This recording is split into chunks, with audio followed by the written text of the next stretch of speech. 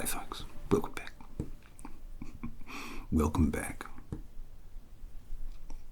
to the only show where you get the chance to win something more precious than pounds, more desirable than dollars, something that is bigger than bucks, where you get the chance to win the meaning of life. Welcome back to Who Wants to Be? Alright, well, as you know, our last contestant, they arrived with nothing, and unfortunately, they left with less. But that's all right. We've got a brand new contestant, so let's see how they do. G'day. How are you going? All right. So welcome to the show. Now, why don't you tell us a little bit more about yourself, so that the studio audience can get to know you and hopefully support you. All right. Righto. No, it's great. It sounds like you already know the meaning of life. What are you doing here? No, but of course, the most important thing is the taking part. Which reminds me that I need to remind you that for any question you face, if it causes a bit of a hooly-dooly in your head, you got 3 lifelines that you can use. You got call nobody, you got 50, 60, and of course you've got ignore the audience, where you can choose to completely ignore the suggestions, answers, and noise that the studio audience provide. That clear? Otherwise, you will be asked a series of 10 questions. And each one you get right will get you closer to enlightenment, get you closer to that goal of realizing the meaning of life. Are you ready? Then let's begin.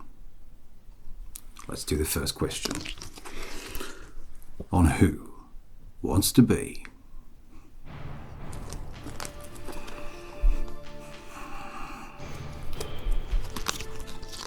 All right. You ready? Here we go. Question 1. George Orwell's essay, Shooting an Elephant, is a characteristically light-hearted and camp allegory and polemic of British imperialism in colonial Burma. But how many shots did it take for Orwell to fell the L? Alright, I'll phrase it properly. So, in George Orwell's essay, Shooting an Elephant, how many shots did it take for Orwell to fell the elephant? Alright? Is it A, none, B, 1,984, C, 3, or D, the answer is irrelevant?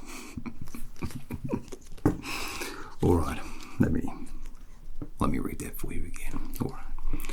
So, how many shots did it take for Orwell, Georgie boy, to fell the elephant? A, none.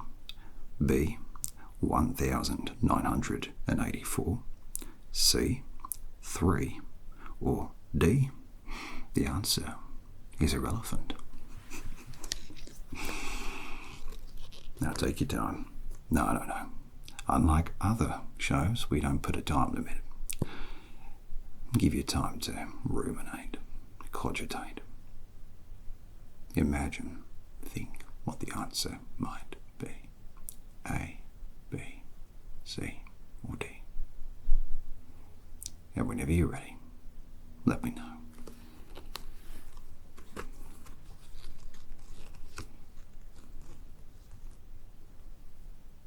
All right. Now, I have to ask, is that your final answer? Yes, and of course you are correct. It was C, 3 shots. I think the writers were having a lot of fun with that one, but that means we have some fun too. And congratulations, you've taken your first step towards enlightenment. How do you feel? Oh no, you should be very proud. Some people don't make it this far, you know. Now, you're doing great. Audience seem to like you. I like you. I hope you like you as well. With that said, are you ready for the next question? Alright. Let's play. Who wants to be?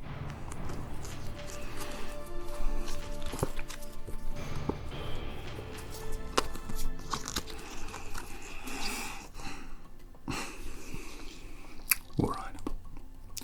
Question 2. Scholars speculate that the Etruscan alphabet, the Roman alphabet, which had its Semitic roots in the Phoenician script, was first used in the 7th century BC. I did not know that. But of all the letters of the alphabet, which has been the most frequently used since written records began? A, B, B, A, C, D, or D, C? Yep, no problem. Yeah, I'll read it again. That was a little bit confusing. Alright, here we go. So, of all the letters of the alphabet, which has been the most frequently used since written records began? Is it A, B, B, A, C, D, or D, C? Alright, take your time.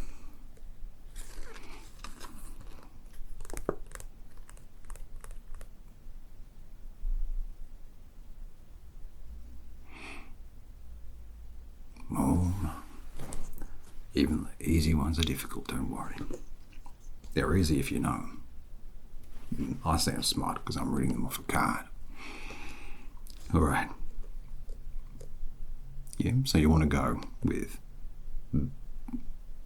B, which is... Oh, sorry, you want to go with A, which is B? No, you want to go with B, which is A. Alright. Is that your final answer?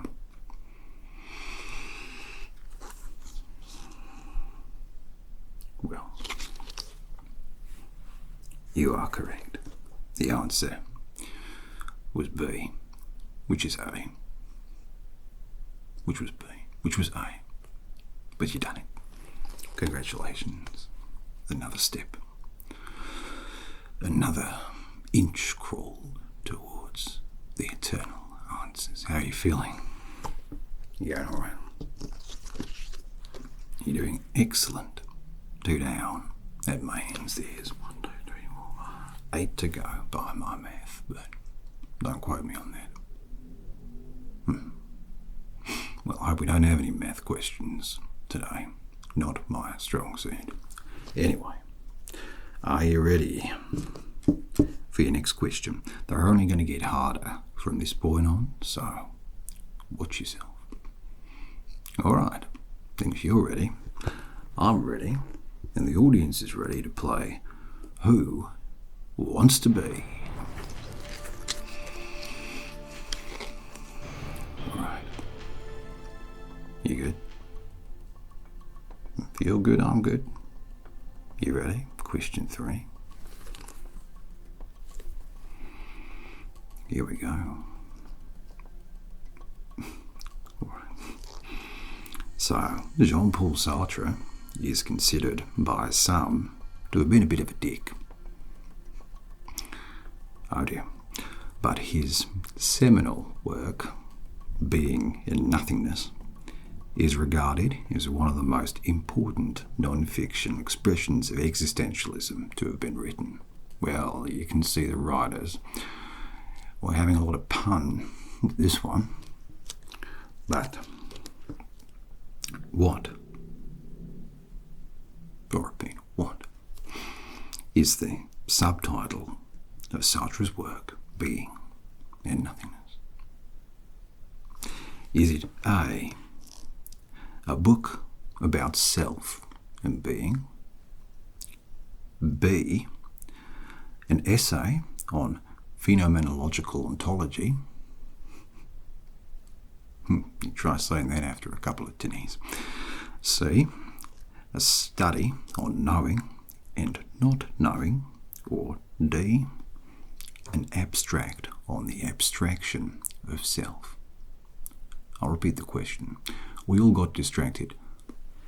Fellas, in the writing room, less of that naughty punnage, alright? Or I'll come and pun you in the face. It sounded weird. Alright. So the question was, what is the subtitle of Sartre's work, Being and Nothingness?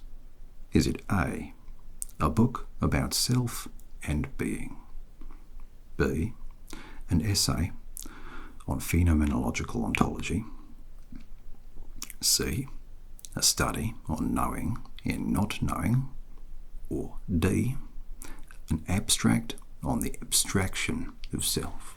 All right. Over to you.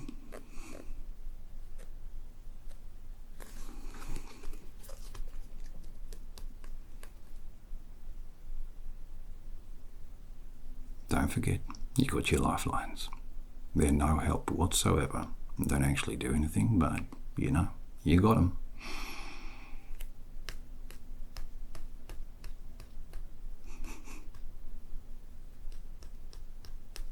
Alright. Is that your final answer? So you're going for, hoped I wouldn't have to say this again, B, an essay on phenomenological, well, I messed it up that time, phenomenological ontology. Is that your final answer? Of course, given the subject matter, you might want to consider what the meaning of final is. Alright? And you're correct.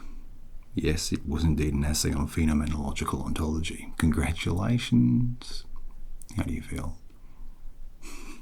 You're getting closer and closer to the truth, the ultimate truth.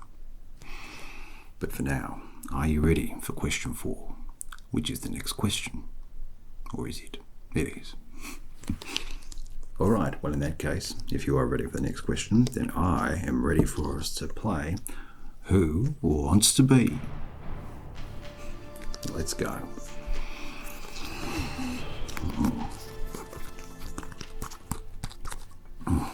Alright. Are you ready? Yeah, you're doing great, mate. You ready? Question 4.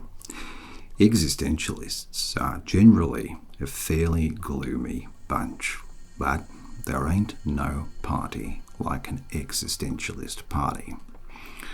Or there simply ain't no party. Or there simply ain't. But do people have the right to be happy? Or should they earn it? Do people have the right to be happy, or should they earn it? A. Both. B. They should earn it. C. They have the right to be happy. Or D. Happiness is something you decide. Alright, so do people have the right to be happy, or should they earn it? A. Both. B. They should earn it. C. They have the right to be happy. Or D. Happiness is something that you decide. Over to you, mate. You got this, don't worry.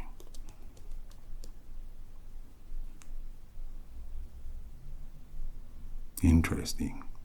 What makes you say that? No, mate. I'm happy all the time. This is the question. Don't turn this around on me. This isn't a therapy session where you're trying to impress your therapist, all right? I'm not getting paid enough. You concentrate on your answer. Which are you going to go for? Oh, interesting. And is that your final answer? You're correct. Congratulations. We are moving on to question 5. Are you ready for question 5? It's getting existential now. You're almost getting a bit nihilistic, looking in the abyss. How do you feel?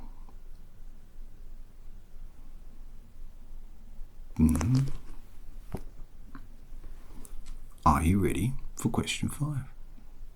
If you're ready, and the audience is ready, then I am ready to play Who Wants to Be?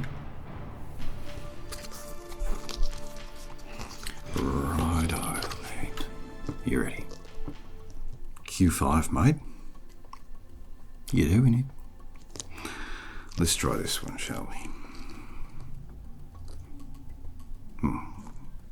It's a fun one. Well, it depends on your definition of fun. In this current world of end-stage capitalism, overall power is still held by but a handful of individuals. I think we can all agree on that. It's the way it is, right? Fun. But does absolute power corrupt? Does absolute power corrupt? A. Absolutely. B. Unquestionably. C. Completely. D. Totally.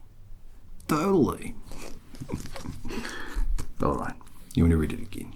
It's fine, of course, as is your right. In this current world stage, end stage of capitalism, blah blah blah, does absolute power corrupt? A. Absolutely. B. Unquestionably. C. Completely. D. Totally. Over to you, mate.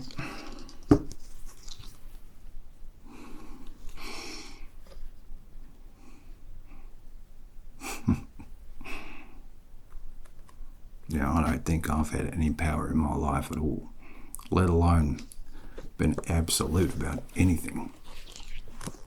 I'm more of a drive down the middle of the road as fast as possible kind of person. That makes sense. All right. You good? Take a moment if you want, mate. Take as long as you want, but you sure? All right. Is that your final answer?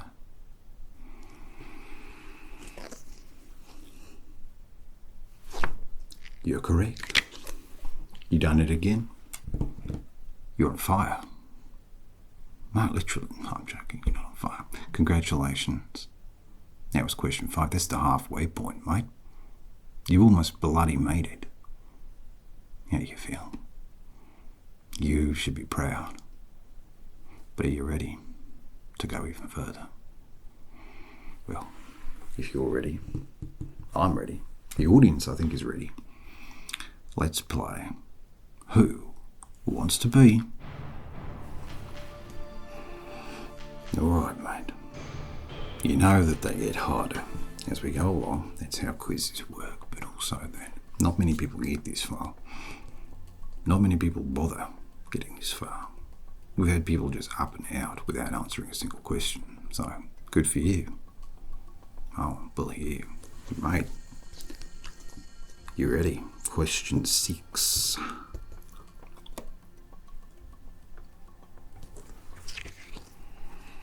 Ooh.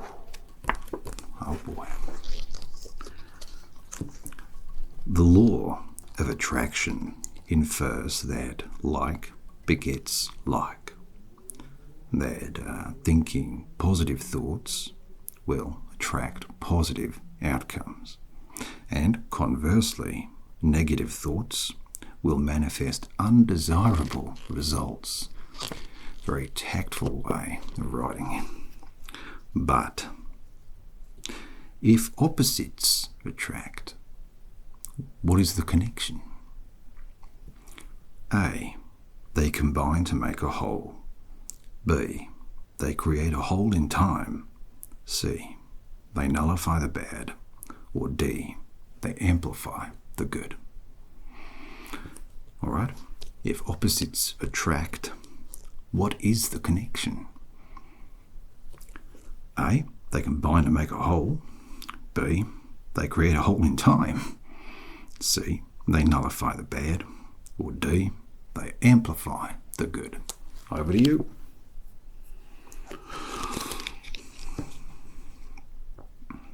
You're doing great. You're doing superb. Righto. You sure? Okay. Okay. Is that your final answer?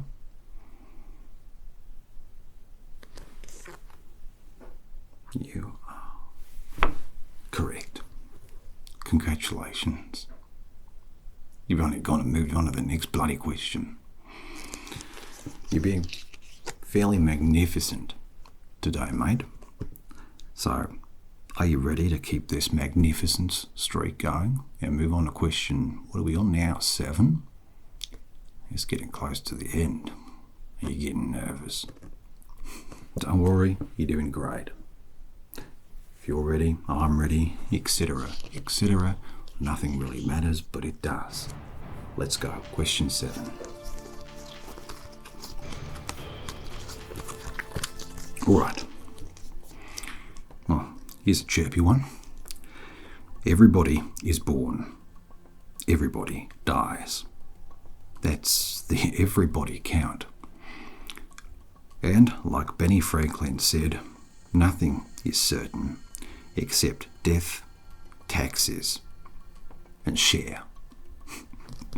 But which day of the year do fewest people die? Which day of the year do fewest people die? Is it A, January 1st, B, March 15th, C, February 29th, or D, December the 25th? Something happens on that day, doesn't it? I can't remember what. I'm sure it's of significance. All right. Which day of the year do fewest people die? Is it A, January the 1st? The goals are out now. B, March the 15th. C, February 29th. Or D, December 25th. Over to you, Maestro. Take us on a journey. You got this, don't worry. Hope those gullies shut up, right? Noisy beggars.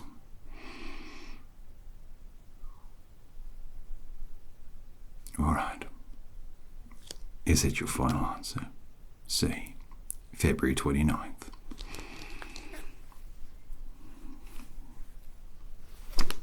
You got it. Spot on, mate. Well done. You must be very happy with yourself. But are you happy enough?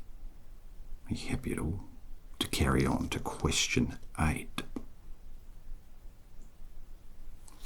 Alright? If you're happy, I'm happy, they're happy, I'm ready. Let's play Who Wants to Be?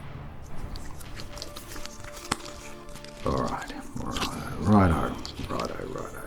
Here we are. Question 8. You ready? Oh, good grief. What's this?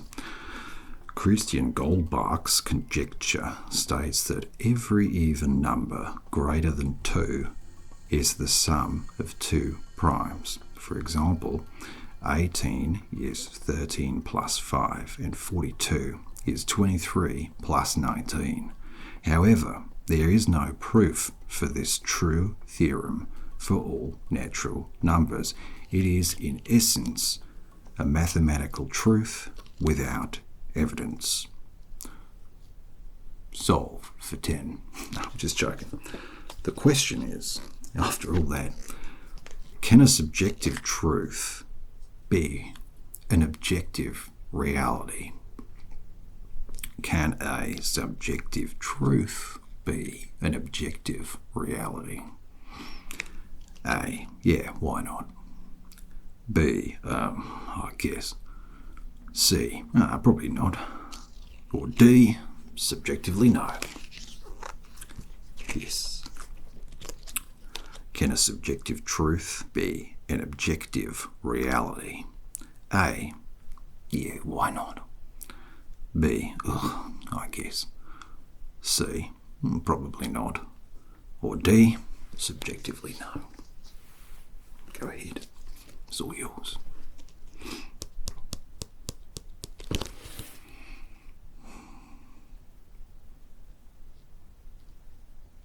Not decisive. And is that your final answer? You are correct. And we are ready to move on to 9. The penultimate question. Arguably more difficult than last to that extent, because your odds are increased of success after this question. Are they not? Mathematically speaking. I said I didn't want another math question. Yeah. Anyway. All right. You ready? We're ready. We're all ready. Let's go. Let's go. Question number 9. Every day we wake, we are born anew and live a life before we say adieu. Reality could be counterfeit, but your experience of it is real. But do we exist in a waking dream, or are we simply dreaming to wake? A, I'm sleeping right now. B, I'll sleep when I'm dead. C, pinch me. Or D, we never woke up. You want that again, right? Righto. Do we exist in a waking dream, or are we simply dreaming to wake? A, I'm sleeping right now. B, I'll sleep when I'm dead. C, pinch me. Or D, we never woke up. Over to you. Got a bleeding runny nose. Sorry about that. Not very presentable for a presenter. Please carry on. How you going? All right? All right. Is that your final answer? Well, let me reveal.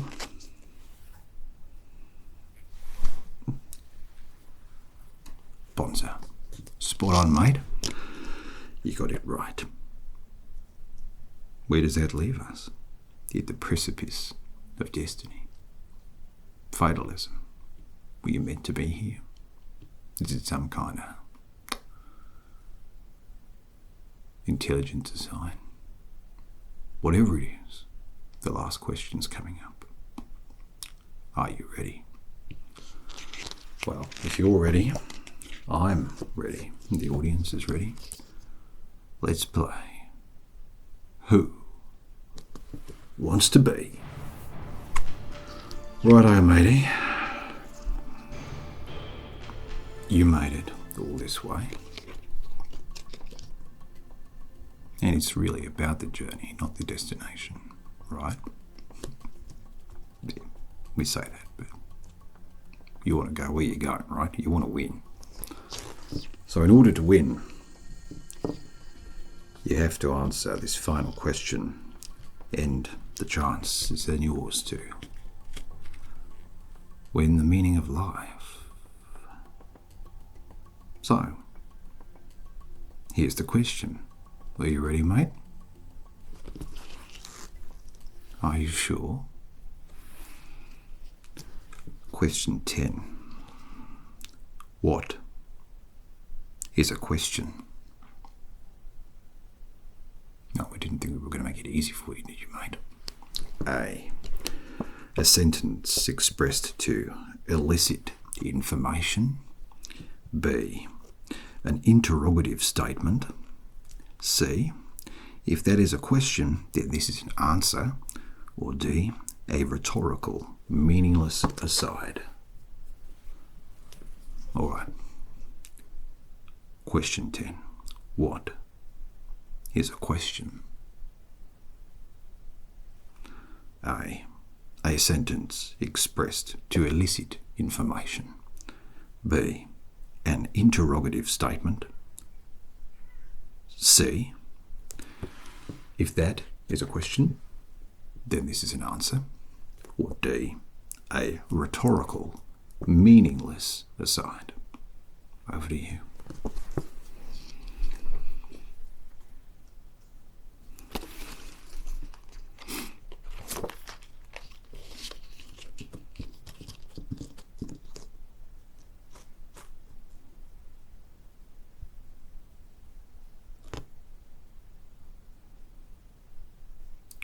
Righto.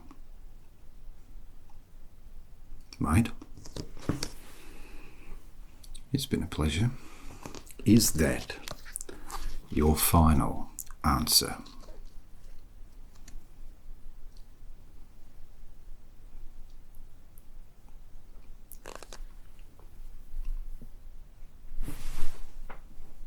You have just won. Who wants to be? Congratulations, mate. You only went and done it, you bastard. How are you feeling?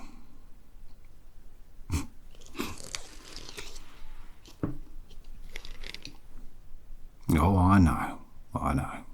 You must be over the moon. And we are all over that moon with you, mate. The question is, what does being over that moon mean? Well, I got a little confession for you, mate. The answer to the question, the meaning of life, the whole point of this quite redundant, ridiculous competition, quiz, whatever you want to call it, has been written on the back of these cards that I've been reading from the whole time. Do you want to see? Yeah. That's right. We are going to be those pricks. Your prize for winning Who Wants to Be is nothing. And we hope that you enjoy it. We sincerely hope that you make the most of it, because not everyone gets this opportunity. But also, deep down, we hope that you do with it what you will. That you take the nothing, you own it, and you turn it into something. That you write on it, create your own meaning, find your own way, light your own path. We present you nothing but you leave here tonight with everything. Congratulations, mate. And thank you for playing Who Wants to Be